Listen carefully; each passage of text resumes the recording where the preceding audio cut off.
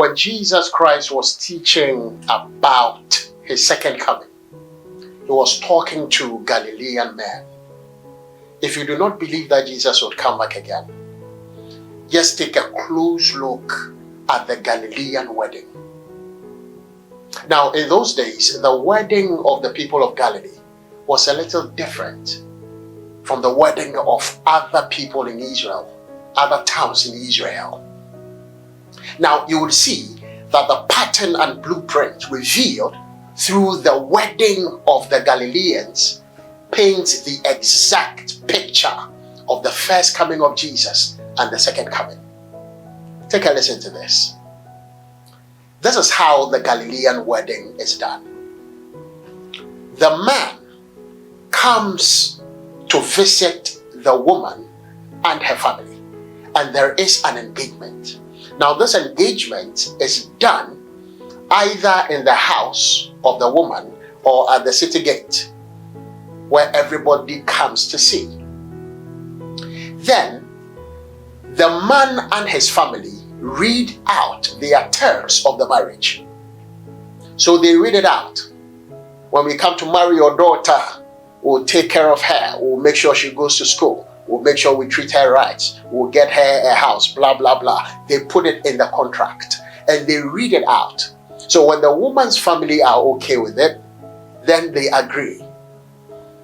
Then soon after that, the man and the woman drink wine from the same cup. And they hold each other's hand and they drink from the same cup. So the cup is brought to the man's mouth and then to the woman's mouth. Then that seals the agreement. Does the reading out of the man's terms bring something to mind? The law, the commandments, the Bible.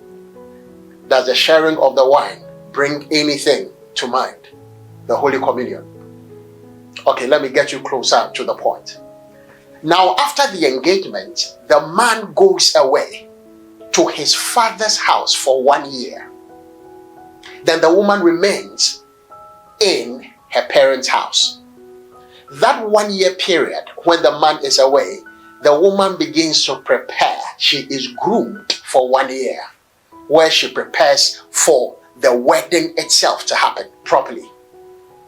Now, though the man has to go away for 1 year, he doesn't know the exact time he is coming back for his bride, except the groom's father.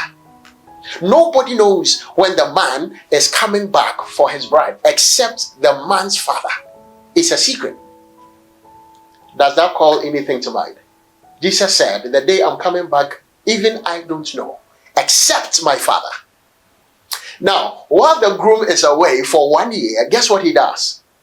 He goes to add rooms to his father's house. So he goes to do a renovation. According to the Galilean culture, when you marry as a man, you don't move and go and stay somewhere else with your wife. You have to stay in your father's house with your wife. So you do a renovation and you add more rooms to your father's house.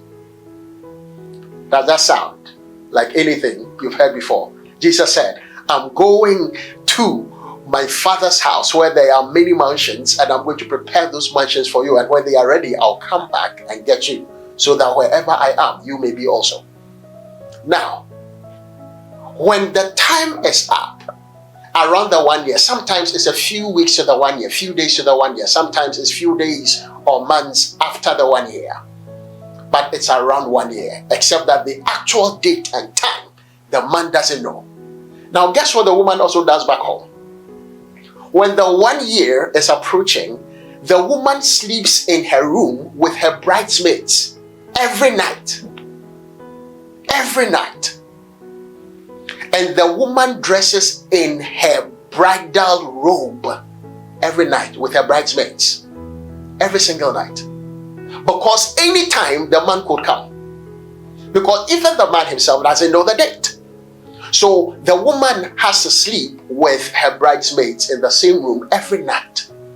So that in case the man comes, they will just get up and meet him. So every night before the woman sleeps, she sleeps not in a nightgown, but in a wedding gown.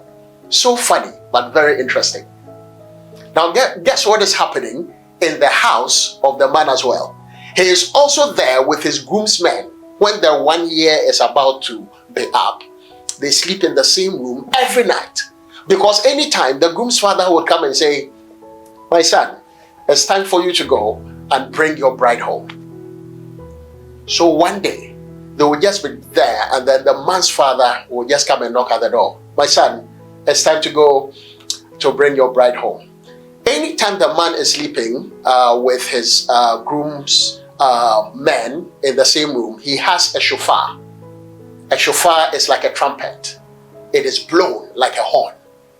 So as soon as the man's father, the groom's father, tells him, it's time to go and bring your bride, guess what? He wakes up and he blows his shofar with his groomsmen, and they walk all the way from his father's house to the woman's house, blowing the horn. Now, a typical Galilean wedding starts in the night, not in the day. And that is why up till today, the few Jews who are Christians, remember, those in Israel today are not Christians. They are Jews. They don't believe in Jesus Christ. In fact, there are less than 3% of Christians in Israel. Those who call themselves Jew today are not the original Jews in the Bible. Now, they believe, the few Christian Jews believe that the second coming of Jesus will happen in the night. Because for the Galilean wedding, the wedding itself happens after the 1 year waiting period in the night. So that night, while the groom is coming with his groomsmen, they are blowing the shofar and they are blowing it through town. So anybody who hears the trumpet and wants to join the wedding procession joins them, and they march to the bride's house. When they get to the bride's house, as soon as the bride hears the noise of the wedding procession, she has to quickly get up, walk out, and meet her groom. If the bride does not wake up at the time that the groom has arrived, blowing his shofar, and she doesn't hear, the groom would have to go back home. And there's a huge disgrace on the family of the bride.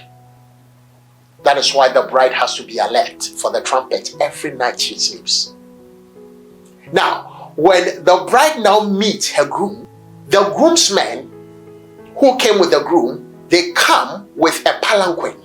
More like, it looks like a stretcher, like the one we use on our football fields when somebody gets injured. Now the woman is carried on that stretcher, on that palanquin, and her feet are not supposed to touch the ground until they reach the groom's father's house. Does that bring anything to mind? The woman's feet are carried from the ground. She is placed in the palanquin, and her feet never touches the ground until they get to the groom's father's house.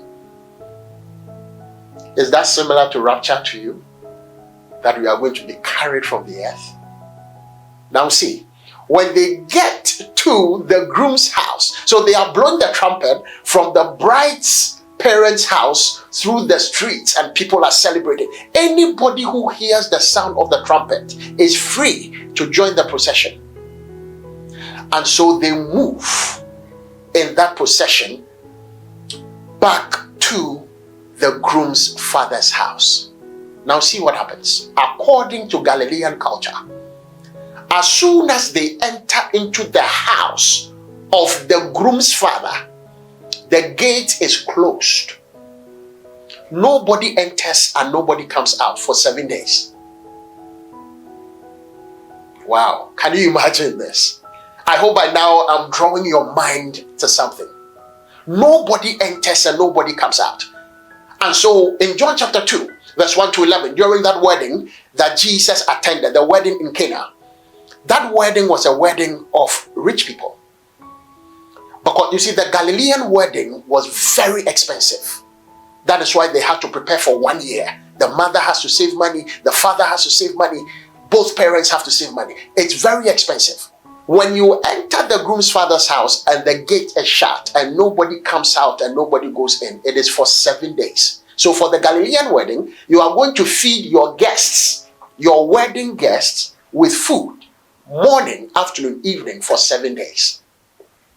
That was how expensive their wedding was. And so in John chapter 2, when the wine ran out, it wasn't because they didn't have money to go out to buy more wine, but because according to their culture, nobody could step out of the father's compound until the 7 days were over. That was why Jesus' mother had to come to Jesus and say, hey, the wine is finished. You've got to do something. Because the wine might have finished probably on the 3rd day or the 4th day, and they needed more wine. And so when that gate is shut, there is rejoicing, there is praising for 7 days and 7 nights. Whoever is left outside the gate will not taste of the food or the wedding. What am I telling you? This is not just a story. This is the tradition as at 2,000 years ago of the people of Galilee. This culture should tell you something, because when Jesus was speaking about his second coming, he was speaking to Galilean men, and so they understood what Jesus was saying. They knew exactly what Jesus was saying, because the reality was something that was a daily occurrence in their lives. I encourage you to renew your mind in case you do not believe in the second coming of Jesus. He is coming. He is coming. Get ready. If you haven't given your life to Christ, this is the time. I encourage you to say this prayer with me. Lord, come into my heart. Live in me.